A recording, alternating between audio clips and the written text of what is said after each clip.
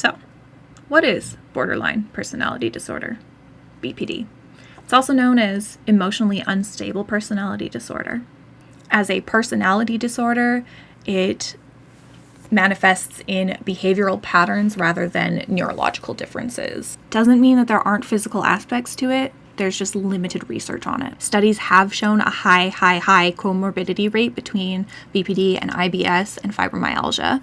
And I believe that there is something to do with the hippocampus, but I don't really remember, and that doesn't matter. It's still valid. Essentially, it's an emotional regulation problem pairing extreme emotions and underdeveloped coping skills, and an inability to self-validate, which is a really tough combo because people don't really like that, and it's hard to manage. It's more or less a condition of chronic instability and feeling out of control, but trying desperately to feel like you are in control. There are 9 signs and symptoms of borderline, and 5 of them must be present over an extended time frame in order to be diagnosed as borderline. It is frequently misdiagnosed as bipolar, especially in AMAB people, because stigma. It is very uncommon for minors to be diagnosed with borderline because a lot of the symptoms can also be chalked up to like puberty and teen angst. It does stem from childhood trauma, abuse, neglect. I believe in children, they would typically call it an anxious attachment style. In some ways, it's kind of like stunted emotional development, and you can grow out of it later.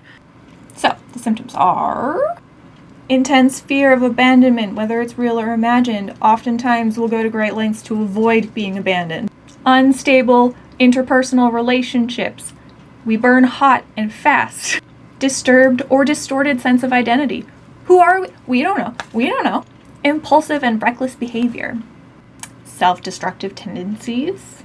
Extreme emotional reactions and fluctuations that can happen very quickly, as well as difficulty regulating extreme, sometimes uncalled for amounts of anger or splitting, which is a whole thing I'll get into because it's chronic feelings of emptiness, and severe dissociative symptoms and paranoid ideation.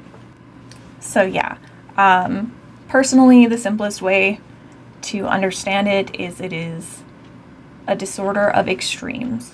There is a severe lacking in the gray area and the ability to kind of reconcile that things aren't all good or all bad, including ourselves and other people.